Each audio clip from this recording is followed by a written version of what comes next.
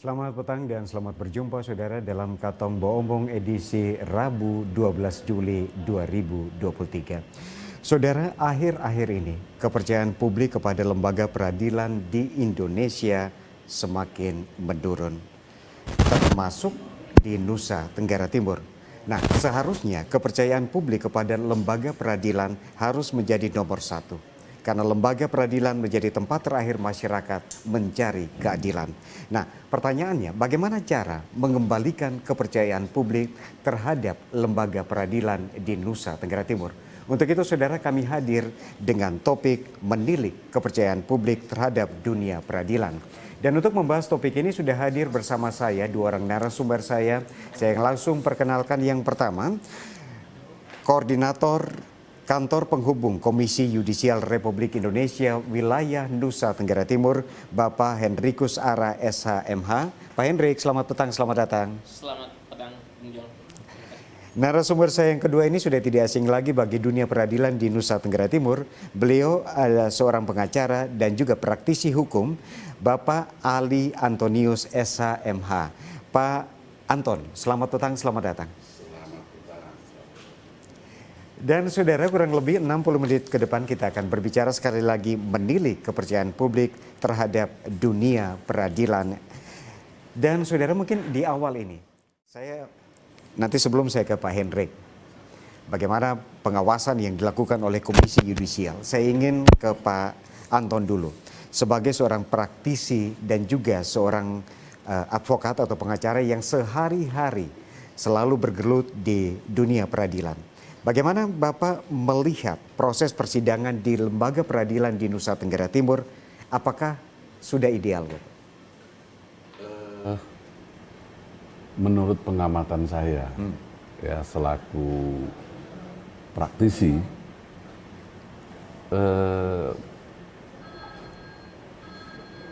perjalanan penerapan peradilan di Nusa Tenggara Timur, ya ada riak-riak ini, riak-riak kecil, terutama terhadap beberapa kasus yang terkait dengan kasus-kasus korupsi. Ya, karena apa? Ada beberapa faktor yang ini ya, yang membuat riak terhadap kasus-kasus korupsi di Nusa Tenggara Timur itu banyak yang dinilai tidak memberikan keadilan bagi masyarakat. Ya. Salah satu hal yang utama yang terkait dengan itu soal perhitungan kerugian negara. Yang selalu dipersoalkan oleh banyak orang sekarang ini, kok yang membuat perhitungan kerugian negara itu adalah dari Politeknik Kupang. Pertanyaan yuridisnya, apakah secara kelembagaan Politeknik Undana Kupang itu dia punya kewenangan untuk ini, untuk membuat audit kerugian negara. Dan dalam praktek audit kerugian negara yang dia lakukan banyak ditentang oleh ahli-ahli yang lain. Tetapi kok heran kok pihak peradilan menerima itu sebagai satu elemen hukum di dalam menerapkan prinsip keadilan bagi kasus-kasus korupsi. Itu yang pertama. Yang kedua, yang masih segar dalam ingatan kita terkait dengan soal tanah-tanah yang diklaim sebagai tanah aset Pemda. Ya. Itu banyak sekali menurut saya, ya, banyak sekali pelanggaran-pelanggaran di dalam peradilan itu. Terutama pelanggaran terhadap prinsip-prinsip hukum di dalam pelaksanaannya. Ya, saya ambil contoh kasus ini, Terminal Kembur di Manggarai Timur. Lalu yang kedua, kasus ini, aset ini di Labuan Bajo. Ya, itu sangat menarik. Karena apa? Di dalam kasus-kasus itu campur aduk masalah perdata. Ya, ada unsur masalah perdata di dalamnya yang belum clear, belum jelas, belum terang. Tapi kok tiba-tiba langsung diterapkan dengan hukum tindak pidana korupsi dengan seluruh kekuatannya. Ini kan aneh. Padahal secara teoritis, jika ada terbentur beberapa aspek hukum sekaligus, maka sesuai dengan ini asas hukum, prinsip pertama, selesaikan dulu perdatanya. Jadi dapat dikatakan bahwa lembaga peradilan kita di Nusa Tenggara Timur belum ideal, Bapak? Belum ideal. Belum ideal. Terutama di dalam penerapan penerapan tindak pidana korupsi. Terkait dengan soal perhitungan kerugian negara, terkait dengan sengketa status keperdataan ini, tanah-tanah ini. Oke, Tanah-tanah pemda. Pak Hendrik, ini kita sudah mendengar dari praktisi Siap. bahwa lembaga peradilan di Nusa Tenggara Timur belum ideal, masih ada riak-riak. Bagaimana dari Komisi Yudisial melihat ini? Baik, terima kasih. Selamat sore pemirsa TVRI di mana saja berada, Pak Anton, Bung John. Jadi ini pertama saya komentari sedikit dulu ya tentang topik kita sore ini. Ini kita menilik kepercayaan publik terhadap dunia peradilan di NTT. Ini kita harus bedakan dulu. Kadang itu orang salah menilai mana itu peradilan, mana itu pengadilan. Pengadilan dengan peradilan itu berbeda. Kalau kita omong tentang pengadilan, itu kita omong tentang institusi, kita omong tentang lembaga. Tapi kalau kita bicara tentang peradilan, itu kita bicara tentang proses berperkara. Di pengadilan, itu di sana hakim memeriksa dan memutus perkara. Kalau kita bicara tentang peradilan, itu kan pertama ada peradilan keperdataan, itu kan sengketa individu. Ada TUN. Yang disebutkan oleh Pak Anton tadi itu kan tentang pidana. Di dalam sistem peradilan pidana kita, itu pengadilan itu tidak berdiri sendiri. Hakim di pengadilan itu tidak berdiri sendiri. Kenapa? Karena dalam criminal justice system, utamanya itu berproses mulai dari penyidikan sampai di penuntutan. Dan pengadilan itu hanya muara terakhir dari perjalanan proses kasus pidana. Jadi kalau kita bicara tentang criminal justice system, itu kita bicara dari hulu sampai ke hilir. Hilirnya itu ada di pengadilan. Itu yang pertama. Jadi terkait apa yang disampaikan oleh Pak Anton tadi tentang ada kasus korupsi dan segala macam, ini kan dia berproses nih dari jaksa. Kalau tindak pidana korupsi kan dari jaksa memprosesnya sampai ke pengadilan. Dan kalau tadi Pak Anton mengatakan bahwa belum ideal, ya, bukan hanya di NTT saja. Di Indonesia ini kan kita melihat bahwa memang di mana-mana kan sekarang di Bandung lagi sidang tentang Hakim Agung yang ditangkap oleh KPK. Itu kan lagi sidang ini berjalan di Bandung. Jadi ini Hakim Agung, bukan hakim di pengadilan negeri, Hakim Agung di Bandung. Kalau kita melihat, jadi kalau Pak Anton mengatakan bahwa belum ideal, sama sekali belum ideal. Buktinya apa? Masih ada proses terhadap hakim yang ditangkap oleh KPK. Ya, ini kan membuat wajah peradilan kita itu menjadi suram. Karena pengadilan di mana hakim itu menjadi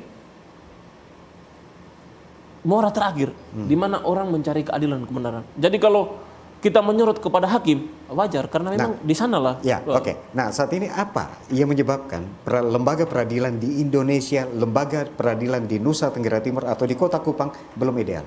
Pertama, kalau menurut saya ya, kalau kita bicara tentang ini berkelindan. Jadi kalau misalnya kalau kita bicara tentang peradilan pidana, di situ juga ada pengacara, ya kan? Ada pengacara, ada jaksa, ada polisi. Kalau sorotan kita terhadap hakim, oke, karena memang perkara ini muaranya di hakim. Tetapi ini saling kait mengait.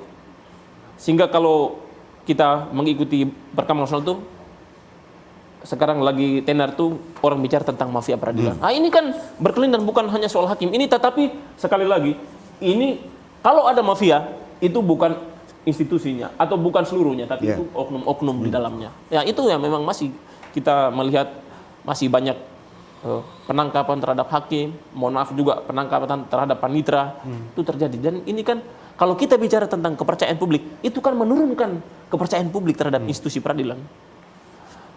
Yang berikut, kalau kita bicara tentang kepercayaan, kalau kepercayaan itu kan kalau saya itu juga berkaitan dengan nilai rasa. Orang itu dia datang ke situ bukan saja soal dia dilayani, tetapi setelah dia dilayani dan dia percaya.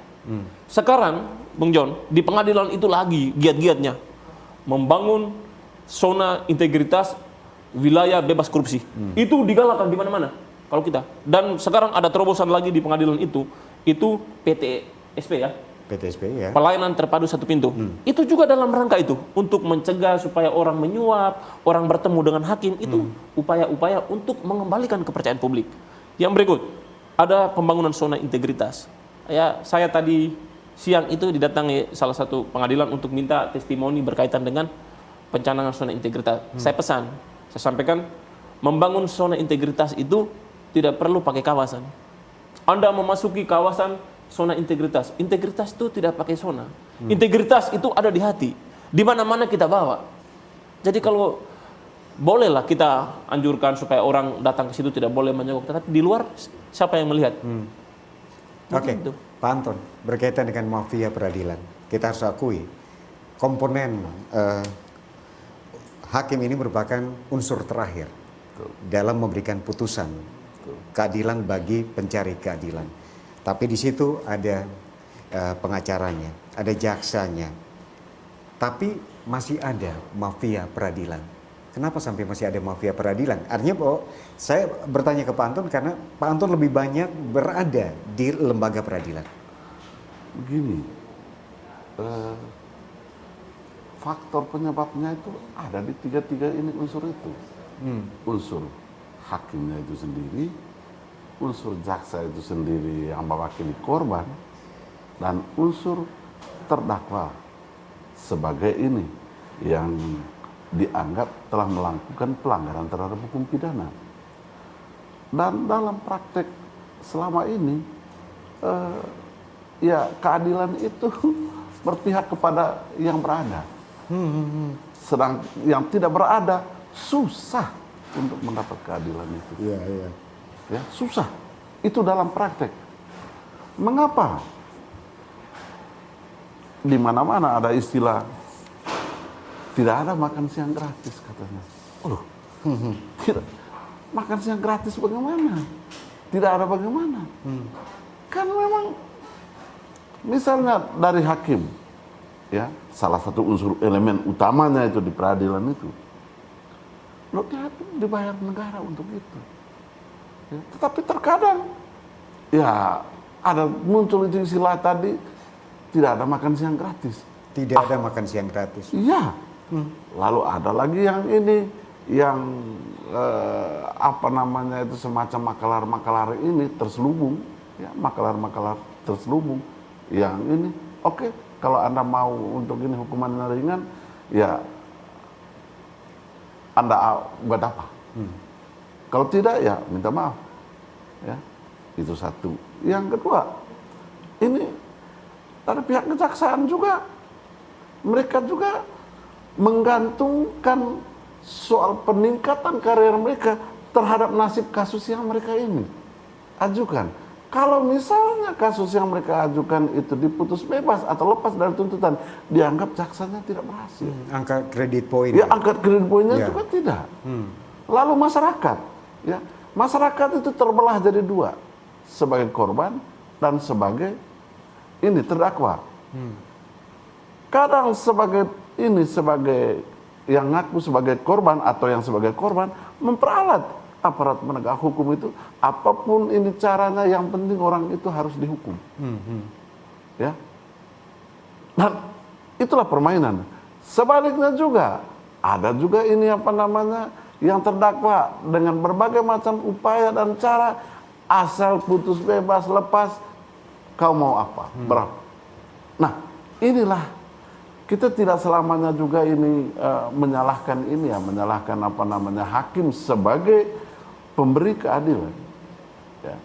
Tetapi juga kadang masyarakat kita itu memberi kesempatan, memberi peluang, ya. Coba kalau semua tidak, kita mau lihat. Nah, bagaimana caranya memutus mata rantai ini?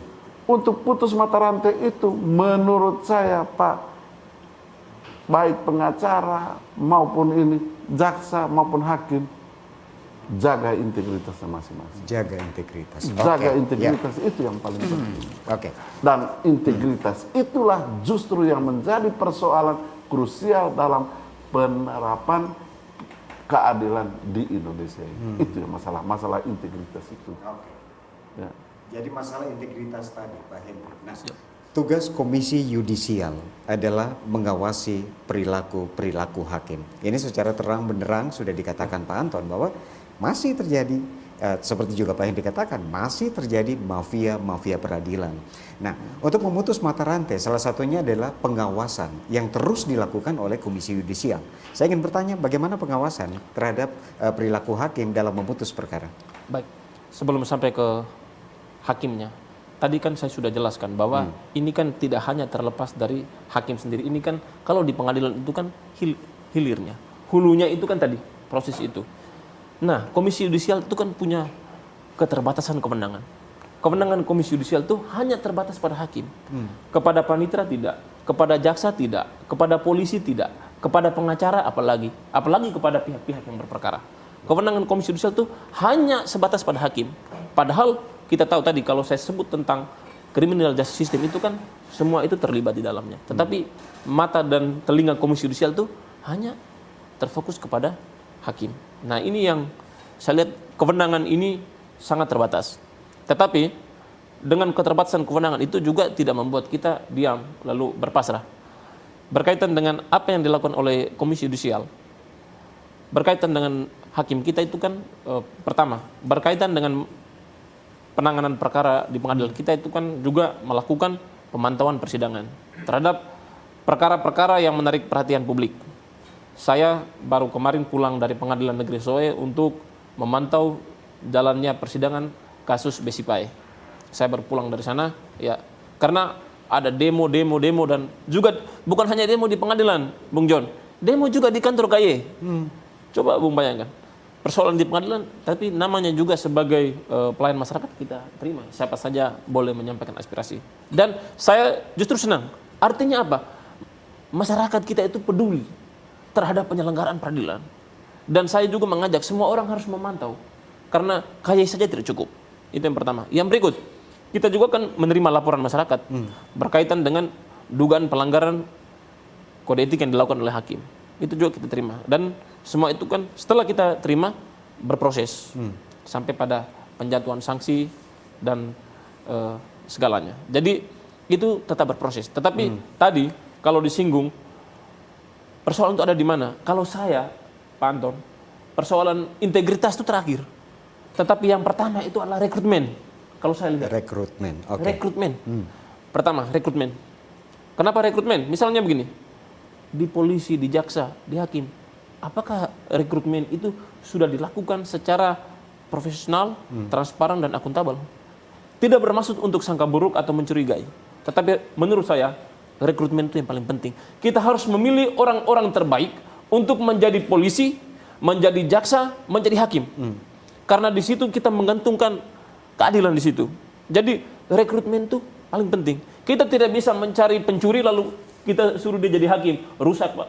Kita tidak bisa pilih perampok, kita tempatkan dia menjadi penegak hukum, rusak. Jadi pertama adalah rekrutmen. Setelah rekrutmen, pembinaan harus secara terus menerus.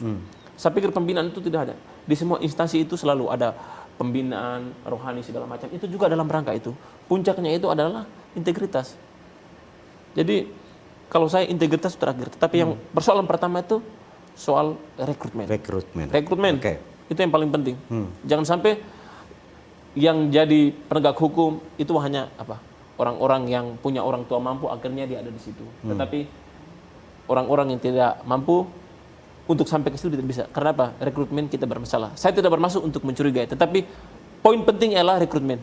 Harus dicari lulusan-lulusan terbaik. Jadi rekrutmen paling pertama muaranya adalah integritas tadi. Iya. Jadi integritas paling akhir. Oke. Saya ke Pak Anton. Dari pernyataan yang disampaikan oleh Pak Anton kaitan dengan tadi mafia peradilan dan lain sebagainya, dapat saya katakan apakah benar bahwa hukum masih tidak berdaya terhadap kekuasaan dan uang? Ya, dalam praktek ya. Ini jadi dari pengacara ini loh. Oke. Dalam praktek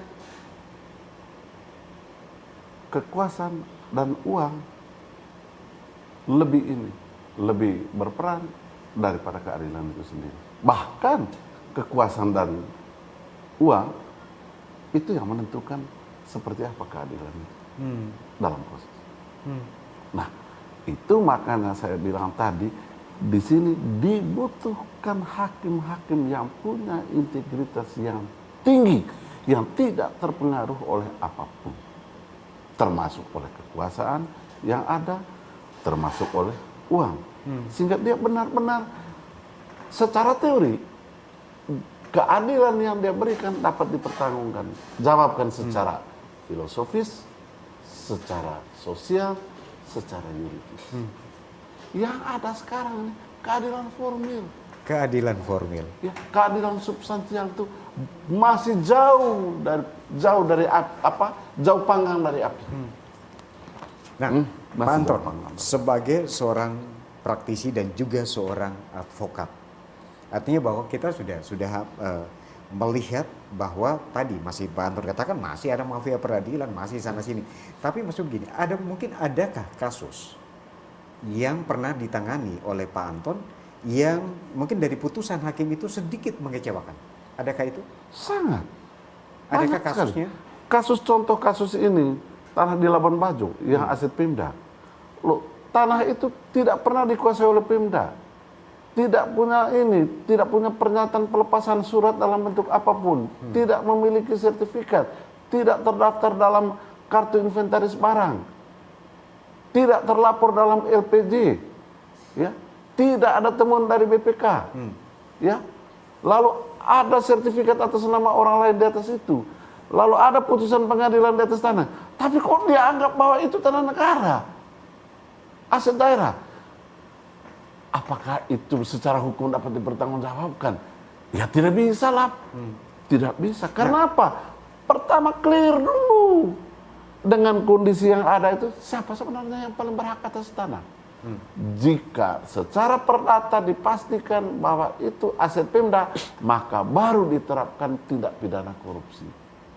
Sepanjang itu belum jelas, maka tidak bisa diterapkan tindak pidana korupsi. Ya, itu secara teori. Ya. Dan apa yang terjadi sekarang di dalam putusan pidana korupsi itu juga tidak ditentukan bahwa tanah ini milik dari Pemda. Tidak. Tidak. Ya. Akhirnya kan tergantung. Status keperdatannya juga masih tidak jelas. Tapi orang-orang ini sudah terlanjur dipidana korupsi karena dia anggap telah melakukan pelanggaran di atas tanah aset Pemda. Sementara tanah ini sebagai aset Pemda belum jelas. Sebagai seorang pengacara, Ya. langkah lanjutan apa yang dilakukan? Sudah ditempuh semua. Sudah ditempuh semua upaya-upaya hukum. Tapi ya, itulah hukum di Republik ini. Ya, Masih berpihak pada kekuasaan. sangat berpihak pada kekuasaan. Karena uang itu tadi. Uang dan kuasa. Itu satu. Kasus yang kedua adalah tanah ini mengenai pembebasan tanah untuk lokasi terminal Kembur di Manggarai Timur. Kok yang pemilik tanah dianggap sebagai pelaku tindak pidana korupsi hanya karena tanahnya ini belum bersertifikat, padahal secara hukum adat ya memang itu tanahnya dia. Di kampung-kampung kan semua tanah itu tidak ada yang bersertifikat, Pak. Dan semua anggota masyarakat itu mengakui bahwa benar itu milik si A, itu benar si B. Tidak ada sertifikat, tidak ada surat. Paling ini ada pajak. Lalu pengadilan mengatakan bahwa karena tidak bersertifikat maka itu bukan tanah miliknya dia. Nonsens menurut saya. Ya, padahal di satu pihak hakim wajib menggali nilai-nilai hukum yang hidup dan ada di dalam masyarakat itu. Dan itu kasus itu sangat mengecewakan. Dan sekarang ada yang sudah ini demo sampai ke Kejaksaan Agung. Yang masyarakat Manggarai di Jakarta demo sampai ke Jaksa Agung. Jadi hakim juga paling kurang ketika memutus harus menggali norma atau hukum adat yang Itu berlaku kewajiban elementer seorang hakim yang diatur di dalam undang-undang tentang kehakiman. Oke. Jadi paling kurang kita sudah mendapat ini bahwa hakim wajib juga menggali norma-norma yang berlaku di masyarakat. Saudara, perbincangan kaitan dengan mendilik kepercayaan publik terhadap dunia peradilan akan kembali setelah pariwara berikut ini. Tetaplah bersama kami di Katong Bomo.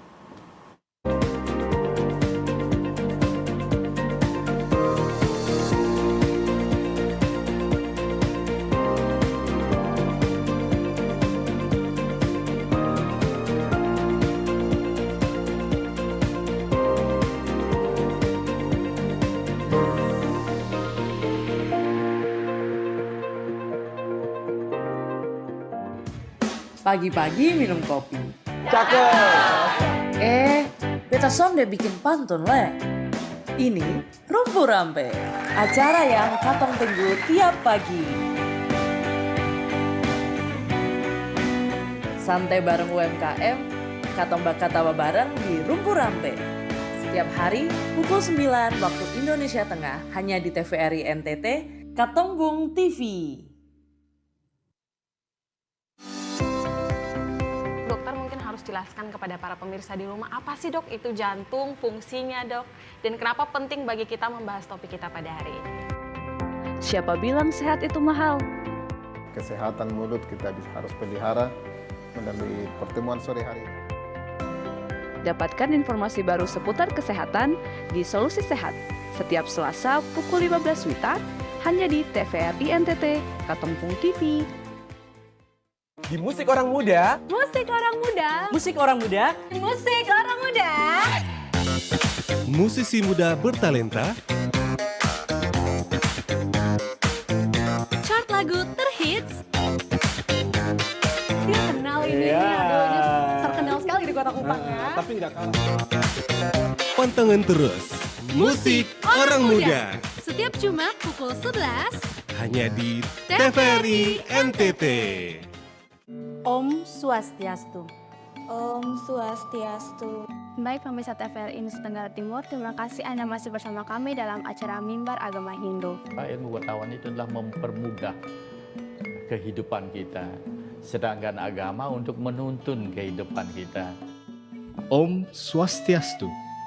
Saksikan Mimbar Agama Hindu setiap Kamis pukul 16 hanya di TVRI NTT.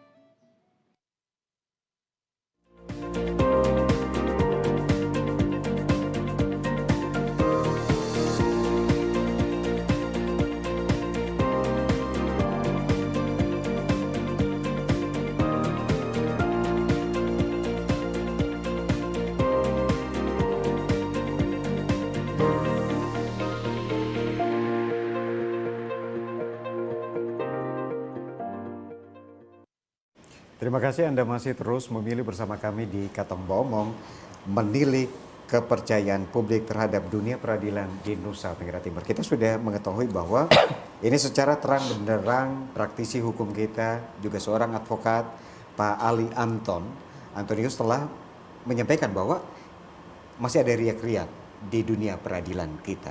Untuk pencari keadilan belum adil bagi para pencari keadilan kita. Nah, dari kacamata Pak Hendrik, artinya bahwa saya tahu bahwa setiap persidangan yang menarik perhatian publik, pasti Pak Hendrik dan teman-teman dari Komisi Yudisial akan hadir di persidangan itu untuk melihat bagaimana perilaku hakim sampai dengan putusan yang diberikan oleh hakim sendiri. Nah, kita kalau bicara kepercayaan publik, saat ini juga kita harus akui seperti di awal saya katakan bahwa kepercayaan publik terhadap dunia peradilan kita menurun.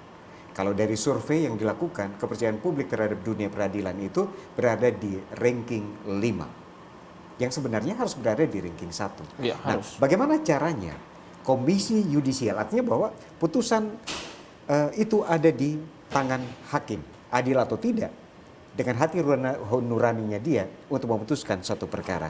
Muara ada di hakim. Nah, bagaimana caranya mengembalikan kepercayaan publik terhadap dunia peradilan kita, Pak Hendrik? Baik, sebelum saya sampai ke situ, saya garis bawahi dulu apa yang disampaikan oleh Pak Anton tadi. Pak Anton ini bukan orang yang baru di dunia peradilan. Ini sudah puluhan tahun. Kalau tadi pertanyaan, apakah masih ada kekuasaan dan uang? Beliau mengatakan sangat. Ini kan berpraktik. Orang yang berpraktik langsung di pengadilan, berarti dia mengalami.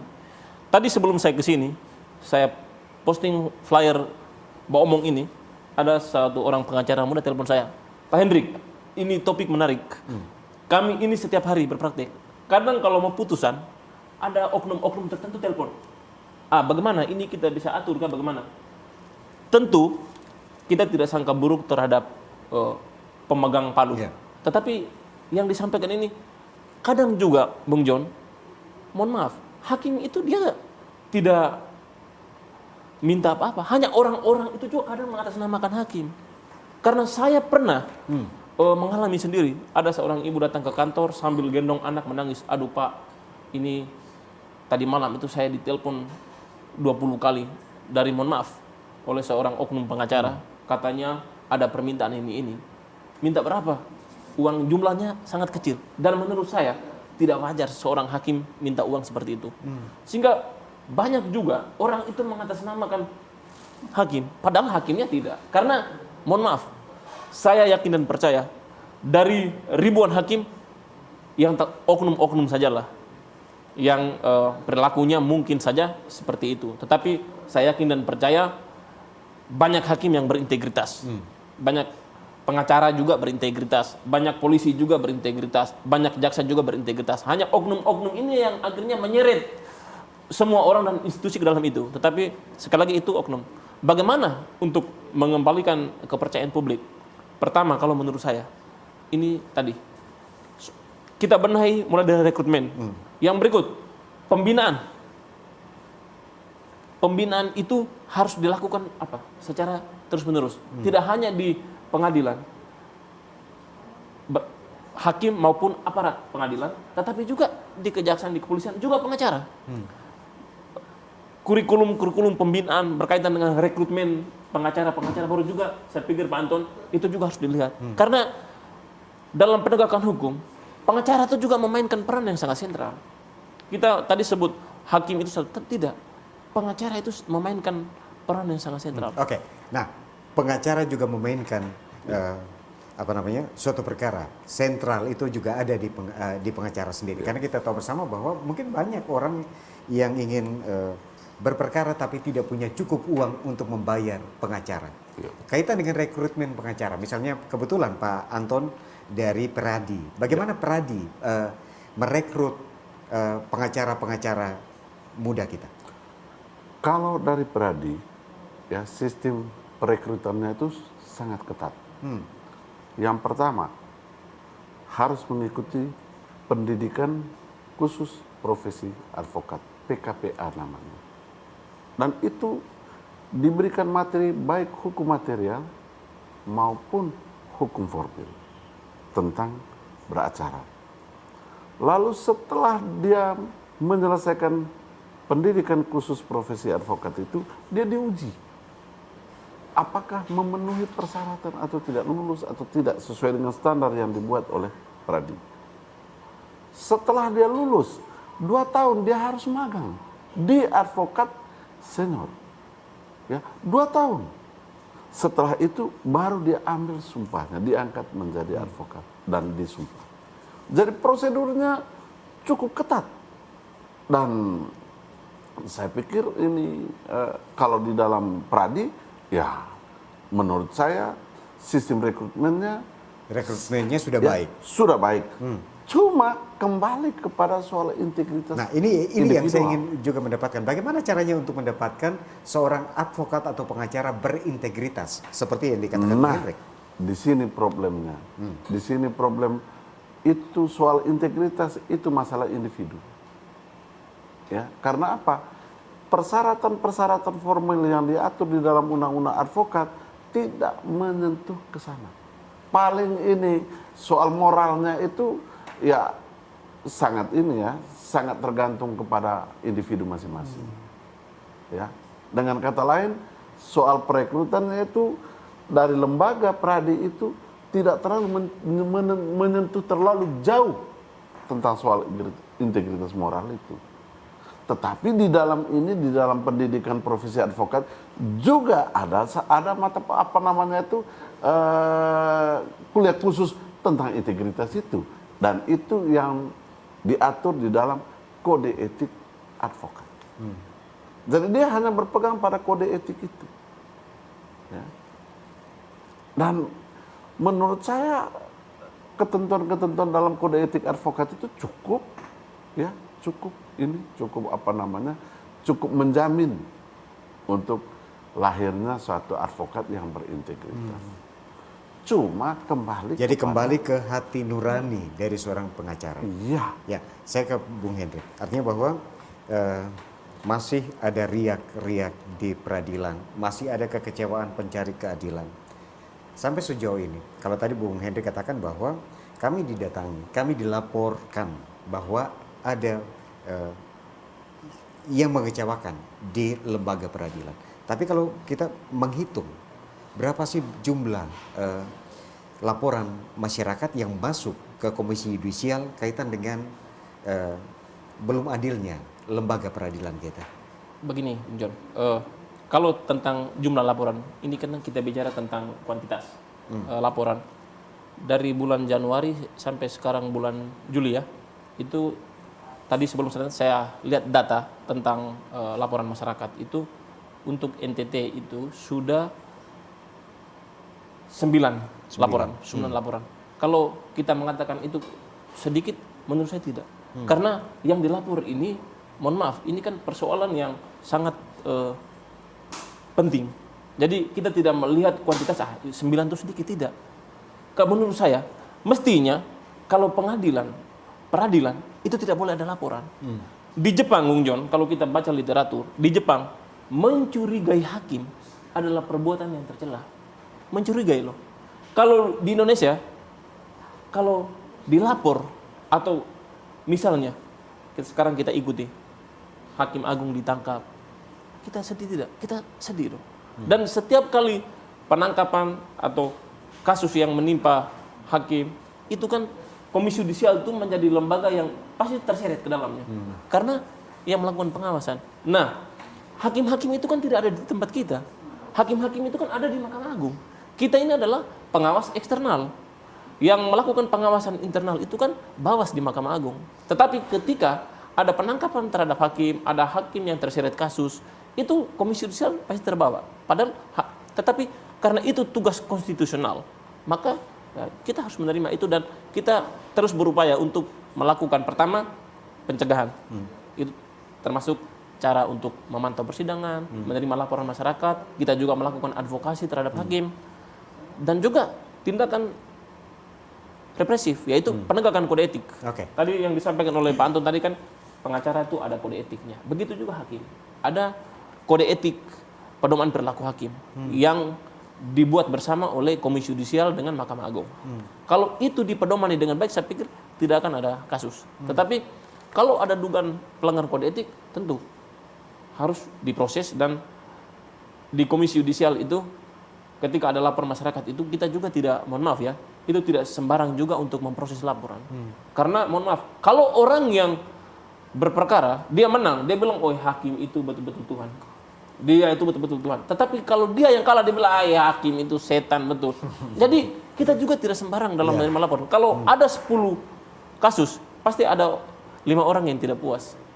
Jadi ini berkaitan dengan data, berkaitan dengan bukti laporan. Jadi kita tidak asal saja melapor, tetapi kita harus membawa bukti yang bisa divalidasi kebenarannya tentang laporan itu. Karena mohon maaf, objek pengawasan kaya ini kan bukan orang-orang sembarang. Ini kan hakim itu pejabat negara. Jadi tentu kita sangat teliti, sangat objektif, dan sangat profesional. Karena kalau dari 9 laporan masyarakat, tentu tadi Pak Hendrik katakan bahwa tidak semerta-merta kita dari Komisi Yudisial akan memproses. Kita akan validasi kembali. Nah, dari 9 kasus ini sampai dengan bulan Juli, berapa kasus yang sudah berproses? Ada 3 kasus yang sedang berproses. Dalam waktu dekat ini akan dilakukan pemeriksaan. Kalau pemeriksaan sebelumnya itu laporan tahun lalu. Tetapi untuk 9 ini 3 sedang berproses. Ada juga laporan ke kita, tetapi itu bukan kewenangan kita. Misalnya, itu kewenangannya kejaksaan, atau ini administrasi, kewenangannya ombudsman. Tetapi yang 9 itu ada 3 yang sedang berproses. Jadi ini dalam waktu dekat ini akan ada pemeriksaan terhadap 3 ini dalam waktu dekat akan ada pemeriksaan terhadap pelapornya. Nah, tadi Pak Hendrik katakan bahwa mungkin dari 10 kasus ketika diputus menang oleh hakim, tentunya dia akan katakan bahwa hakim luar biasa. Ini dipakai Tuhan. Tapi ketika kalah, tentu sebaliknya. Nah, dari kacamata Pak Anton selaku praktisi, nah ketika menangani perkara, misalnya dalam posisi putusan hakim, klien yang dibantu ini menang, apakah ada tambahan bonus yang diberikan oleh klien karena sudah membantu proses sampai dengan menang, atau tadi kembali ke hati nurani? Dalam praktek itu begini, hubungan antara penasihat hukum dengan klien itu kadang biasa dilakukan kontrak, ya. Kalau berhasil seperti apa, berapa dia punya komitmen lawyer fee-nya itu, soal menang atau tidak menang. Kalau soal bonus itu juga tergantung perjanjian para pihak. Tetapi dalam praktek, ya, dalam praktek yang sering terjadi itu orang kontrak sebagai penasihat hukum secara keseluruhan, tidak ada bonus. Ya. Karena memang tugas dari pengacara bagaimana tugas dari penasihat hukum itu dalam kasus pidana satu membebaskan kliennya, atau membuat kliennya lepas dari tuntutan hukum, setidak-tidaknya mendapat hukuman seringan-ringannya. Itu target, ya. Tapi terkadang ya kalau memang ini sudah putus bebas, ya terima kasih. Dan memang itu kewajiban dari seorang penasihat hukum. Tidak ada bonus-bonus. Kecuali kalau misalnya yang bersangkutan sudah ada perjanjian. Tapi kalau jarang sekali terjadi perjanjian seperti itu menurut saya. Ya jarang. Tetapi bahwa siapa, memang ini, kalau ini memang putus bebas, ya.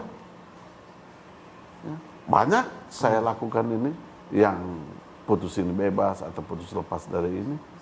Tidak ada bonus apa-apa. Ya. Terima kasih. Nah, bagaimana caranya memberikan contoh? Artinya Pak Anton sudah berpraktek, sudah memberikan contoh. Ketika diputus bebas, ya sesuai dengan perjanjian kita di awal. Bagaimana memberikan contoh kepada pengacara-pengacara muda kita, agar paling kurang punya integritas seperti Pak Anton? Itulah yang jadi persoalan, Pak. Setiap orang kalau sudah jadi pengacara, dia berusaha untuk dianggap sebagai pengacara yang paling baik. Itu persoalan. Semua yang namanya lawyer, yang ini pengacara, baik yang baru maupun yang sudah ini senior, menganggap bahwa selalu mau supaya dianggap yang terbaik dari yang ada. Ya meskipun itu kan obsesi. Dalam praktek juga, banyak perkara yang saya tangani yang sudah lepas dari teman-teman yang lain, yang mereka mungkin ini salah analisis kah, salah cara kah, salah jalan kah, ya. Ketika ini saya tangani, selesai urusannya, mudah urusannya, ya. Itu tadi kemampuan setiap advokat itu kan berbeda-beda. Tidak bisa diharapkan ini yang lain itu mengacu kepada yang ini. Itu tidak ada aturan khusus untuk itu. Itu soal ini saja, soal apresiasi pribadi. Ya. Jadi sesuai dengan kesepakatan awal. Ya. Entah menang atau kalah, sesuai dengan kesepakatan awal, tidak ada tambahan-tambahan yang lain. Tidak ada tambahan. Kita butuh integritas seperti itu di pengacara tidak ada atau tambahan. Ya, lawyer-lawyer kita. Tidak ada tambahan lagi, misalnya kalau menang ini apa, kecuali kalau perkara perdata. Ya. Kalau perkara perdata, oke, kalau menang dari ini nilai jual objek perkara itu kira-kira saya dapat berapa persen. Dan itu yang saya lakukan. Dalam prakteknya itu yang saya lakukan.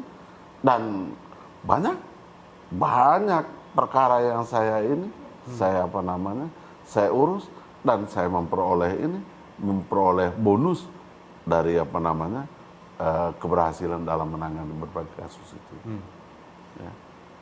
Tapi kalau dalam perkara pidana, ya memang tugasnya untuk membebaskan orang tuh, membuat orang lepas atau setidak-tidaknya mendapat hukum seringan-ringannya. Dan untuk itu tentu dibutuhkan kecerdasan. Dibutuhkan kecerdasan. Kecerdasan intelektual, kecerdasan emosional, kecerdasan di dalam berkomunikasi, dalam berargumentasi, ya. Karena itu tidak gampang, Pak. Ya. Yeah. Urus perkara, apalagi perkara pidana, tidak ada yang gampang. Tapi ya terkadang banyak pengacara, gampang lah, yang penting kau kasih saya bayar sekian, ya itu terkadang. Nah ini di luar pengawasan dari Komisi Yudisial. Ya. Nah, maksudnya artinya bahwa ini kalau kita bicara masih ada mafia peradilan seperti Pak Hendri katakan, bahwa ini bukan hanya muaranya ada di hakim, dia dari pengacara, dari jaksanya, bagaimana kita bicara kasus korupsi. Nah, kaitan dengan keberadaan Komisi Yudisial sebagai lembaga pengawas eksternal di untuk hakim, bisakah disampaikan kepada kita, adakah kasus yang mungkin di Nusa Tenggara Timur yang setelah dilakukan pengawasan ada juga tadi punishment yang diberikan karena perilaku hakim yang tidak sesuai? Saya mencatat di NTT itu sudah ada hakim yang diberhentikan. Tentu kita tidak bisa sebut nama orang. Yeah. Ada sudah. Saya catat itu ada 5. Saya catat itu ada 5. Baik sebelum KY NTT terbentuk maupun sudah. Itu ada sekitar 5 orang hakim yang diberhentikan. Ada yang jadi Bung John. Kasus hakim itu bukan hanya soal perkara saja, tetapi ada etika murni dalam keseharian hidupnya. Jadi objek pengawasan KY terhadap hakim itu bukan hanya saja berkaitan dengan kode etik, itu tidak hanya saat dia memeriksa dan memutus perkara, tetapi juga dalam pergaulan keseharian hidupnya. Banyak sekarang itu, mohon maaf ya, banyak hakim yang diberhentikan itu karena perilaku dalam keseharian hidup. Ya, itu tadi di obrolan tadi Pak Anton sempat singgung tadi itu, sate dan segala macam itu. Jadi bukan hanya soal perilaku dia dalam memeriksa dan memutus perkara, tetapi dalam keseharian hidup. Makanya ketika saya ditanya, Pak Hendrik ini kan masih muda, kenapa tidak ikut tes hakim saja? Saya bilang, saya tidak mampu jadi hakim. Kenapa? Karena memilih profesi menjadi hakim, itu bagi saya, itu kita memilih untuk hidup dalam kesunyian. Kenapa kita memilih maksudnya? Kenapa? Pergaulan kita dibatasi, kita tidak bebas untuk bertemu setiap orang, di mana-mana kita diplototi, di mana-mana kita diawasi. Kenapa kita diawasi? Pertama, karena kewenangan kita yang besar. Di mana-mana dalam teori kekuasaan yang besar itu cenderung disalahgunakan. Itu teorinya. Kalau kita belajar tentang tata negara, kekuasaan yang besar itu cenderung disalahgunakan. Abuse of power. Jadi kenapa harus diawasi? Ya memang karena kewenangannya yang besar, harus diawasi. Artinya bahwa perilaku hakim akan terus dilakukan pengawasan oleh Komisi Yudisial. Nah dari sisi misalnya kita tidak bicara, ya, tapi mungkin karena Pak Anton juga perwakilan dari Peradi. Bagaimana misalnya ada pengacara kita yang salah menggunakan wewenang untuk membela klien, ketika mungkin sudah dikatakan bahwa mungkin kita perjanjian awalnya segini, tapi ternyata ada permintaan lagi di luar kesepakatan itu. Bagaimana dari sisi Peradi? Itu masyarakat punya hak untuk ini, untuk menolak itu. Tetapi kalau misalnya sudah disepakati, lalu klien tidak melaksanakan kesepakatan itu, ya, itu pengacara bisa gugat klien, dianggap bahan prestasi. Ya. Tetapi jika advokat atau pengacara itu juga lalai dalam menjalankan tugasnya, klien bisa menggugat, ya, bisa menuntut kembali. Ya, karena dianggap bahwa dia bahan prestasi. Misalnya dia tidak sungguh-sungguh tidak sungguh-sungguh memberikan pembelaan, ya, tidak memberikan pembelaan secara optimal, atau lebih buruk lagi, bisa saja dia main dua kaki. Di satu pihak dia ini, dia pikir pihak lawan ini. Banyak praktek seperti itu. Banyak praktek seperti itu. Nah, kita harus akui, kita juga sudah berada di menit-menit akhir persoalan kita, bahwa lembaga peradilan kita belum adil dalam memberikan putusan bagi pencari keadilan. Nah, tentu ini membuat kepercayaan publik kepada lembaga peradilan menurun. Dari kacamata Bapak berdua, bagaimana caranya? Ini sebagai closing statement. Bagaimana caranya mengembalikan kepercayaan publik terhadap dunia peradilan kita di Indonesia maupun di Nusa Tenggara Timur? Pak Hendrik. Baik, tentu yang tadi kita sampaikan semua itu kan kasuistis ya. Itu kasuistis. Tidak semua perkara atau tidak semua orang itu dalam tanda petik berperilaku yang menyimpang atau negatif. Yang kita sebutkan tadi itu oknum, yang berikut adalah kasuistis. Tidak semua kasus itu tidak adil. Itu yang pertama. Yang berikut, bagaimana mengembalikan kepercayaan publik terhadap dunia peradilan? Yang pertama, itu adalah tugas kita semua. Bukan hanya tugas pengacara, bukan hanya tugas Komisi Yudisial, bukan hanya tugas Mahkamah Agung, tetapi tugas seluruh lapisan masyarakat. Karena apa? Kalau kita semua ini sudah mulai peduli tentang bagaimana mewujudkan peradilan bersih, maka semua orang akan dengan sendirinya, kalau kita berpengaruh, kita ikut aturan main, kita ikut rule-nya. Karena ketika peradilan itu bersih, yang diuntungkan adalah siapa? Masyarakat. Jadi pada kesempatan ini saya mengajak kita semua untuk mari kita mewujudkan peradilan yang bersih. Karena peradilan yang bersih akan melahirkan masyarakat yang adil, sejahtera, dan bermartabat. Oke. Terima kasih. Pak Anton. Baik. Untuk menciptakan peradilan yang bersih, tanggung jawab masyarakat itu sangat besar. Ya, kontrol sosial itu sangat penting. Ya, kontrol sosial. Dan kontrol sosial itulah yang sampai sekarang ini belum maksimal menurut saya. Kenapa? Yang terjadi selama ini paling hanya ngomong lepas di dunia maya. Tidak efektif menurut saya. Ya.